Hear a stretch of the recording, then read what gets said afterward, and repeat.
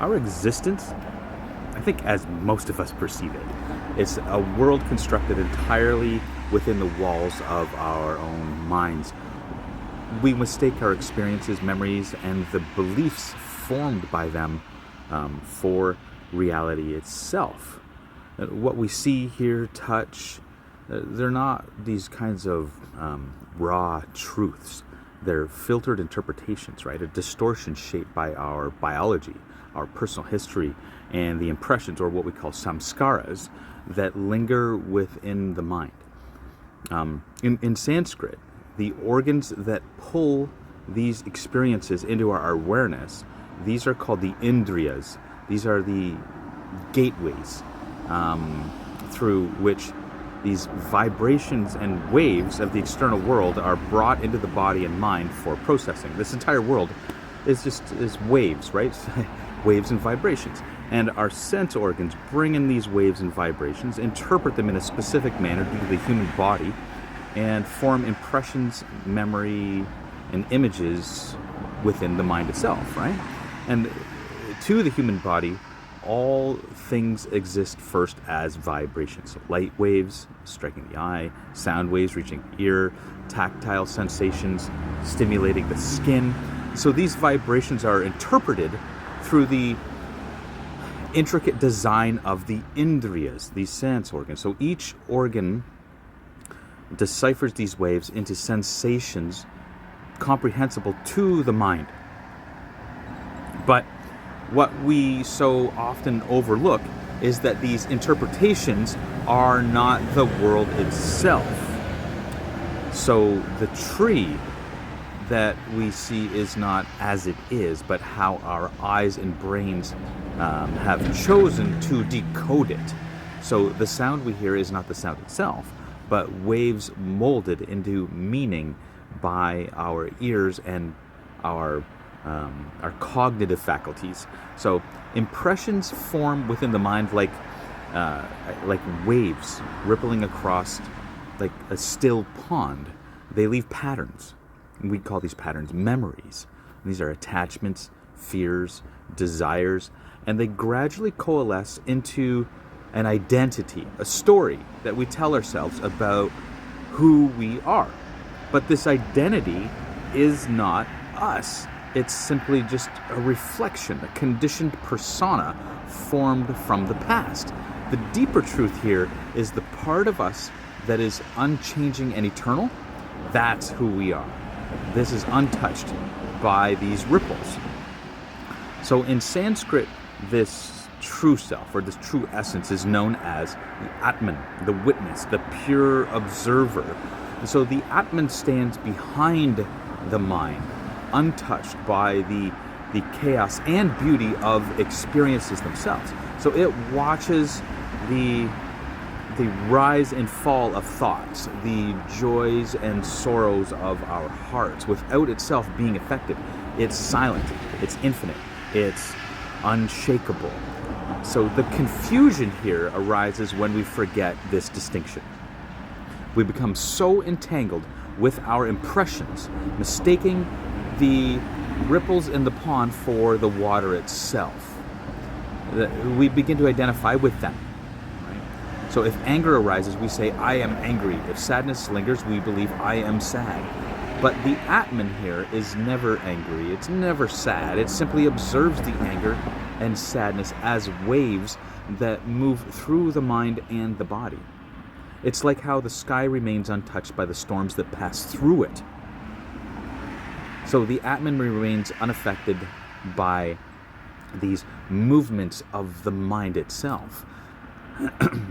So to recognize ourselves as the Atman, not as the impressions, it holds this immense power for us, this deep sense of autonomy, yet interconnectedness. So this realization doesn't require us to suppress or regress into denial of our experiences, but rather it asks us to witness them as they are, without attachment, without ownership.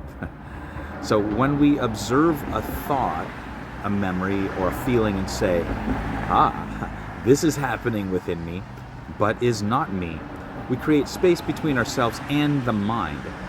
It's within this space that this deeper sense of freedom begins for us. So along with this freedom, we begin to anchor ourselves within this Atman, and we no longer cling to experiences as the measure of our identity. We see the Indriyas for what they are.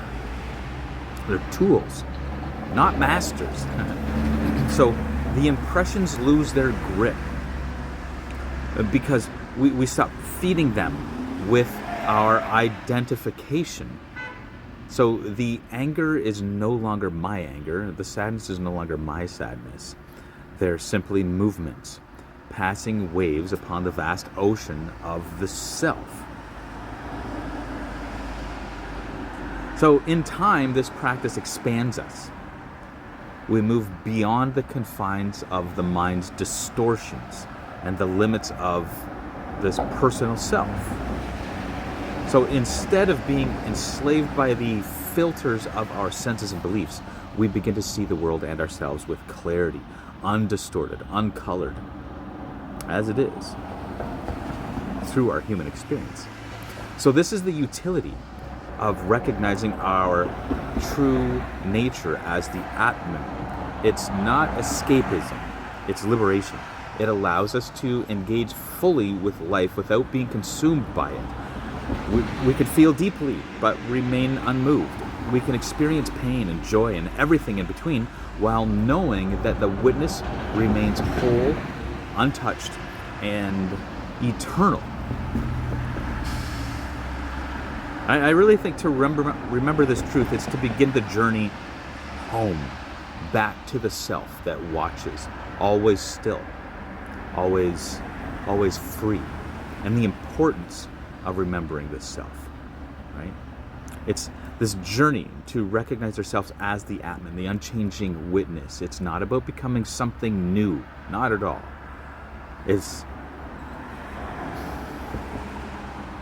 It's not about a process of self-improvement or constructing a better version of who we think we are. It's not about that at all. But it's rather about undoing what has been falsely put in place. Like a sculptor chipping away at the unnecessary stone to reveal the form that already exists within. We just simply strip away the layers of false identity and conditioning to uncover our true nature, the one that has always been present.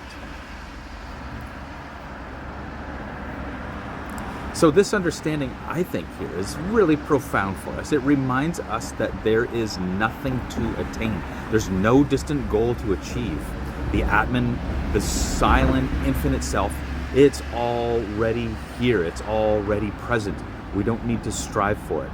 We just need to undo what has already been done. And it's here through every moment of joy and suffering within this Atman. We can observe without attachment, untouched by this chaos of experience here. And it's only our identification with the mind and with the senses, the Indriyas, and their impressions that really obscures the truth here. It's like clouds covering the sun. So what's the importance of this realization here, right? Like, why does it matter to witness life from the seat of the Atman rather than remaining trapped in the mind's illusions, right? So I think the answer, it's really with moksha, this liberation, is to recognize ourselves as the Atman. It's free, right? And it's to recognizing that this Atman, it frees ourselves from the endless cycle of this suffering. And this suffering is caused by identification with the fleeting experiences. And the mind here operates like this labyrinth. It's this maze. It's thoughts, beliefs, impressions. And these impressions are called samskaras, right? They build walls that help us. Well, they keep us bound in cycles of reaction identification. Recognizing them can help us move beyond them. And every experience becomes a brick in this maze here. And someone praises us, we feel inflated. Someone criticizes us, we feel diminished.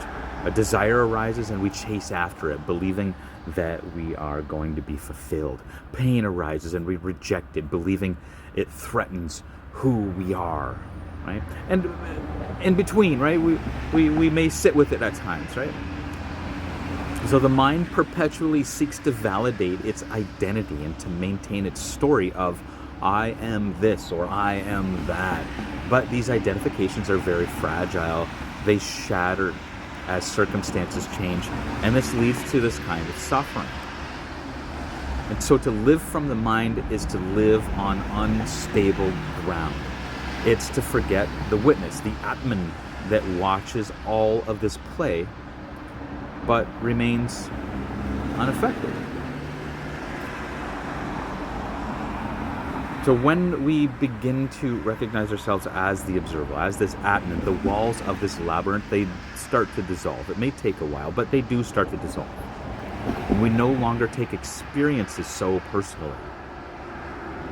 And we don't identify with the experience of the bricks of the labyrinth dissolving either. It's important. So the praise doesn't inflate us because we know that we aren't the ego and that craves this validation. The criticism doesn't diminish us. Desires lose their grip, right? All of these things. This Atman that we begin to uncover, it's ever present. It doesn't need to be created or found. It just needs to be recognized. The process is one of removal. We peel back the layers of the mind, the senses and impressions that obscure the truth here. And when we sit in stillness and observe our thoughts, we see that we are not our thoughts. We are the observer of our thoughts. The thoughts come and go like clouds in the sky, and we are the sky behind it. And when we feel emotions and witness them passing, we realize we're not the emotions. And when memories arise, we see them as waves from the past, not as who we are in the present moment, and which we all have is just the present moment. So in this way, we undo these false identities piece by piece. Sometimes it's done many pieces, sometimes all at once, very rare. And the more we return to the witness, to the Atman, we see that it's always been here, unmoving, eternal, aware. So the utility of this realization is immense. So as we let go of identifying with experiences, we expand beyond the confines of the personal self.